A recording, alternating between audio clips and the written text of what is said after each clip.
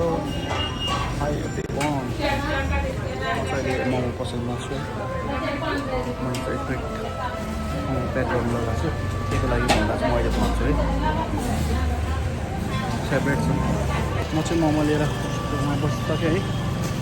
मोमो राखेर म एक ठाउँमा जाँदैछु किप वाचिङ फाइनली म चाहिँ मोमो लिएर आइसकेको छु है यसको लागि मोमो लिएर गएको थिएँ अहिले म यहाँबाट गइरहेको थिएँ एकदम झोक्राएर बसिरहेको जस्तो लाग्यो त्यही भएर मैले मोमो ल्याइदिएको थिएँ मेबी मलाई चाहिँ इन्डियन हुनसक्छ मैले जति सक्छ गरेँ है भोक लागेको जस्तो पनि देखिरहेको थियो मैले जति सक्छ त्यति गरेँ है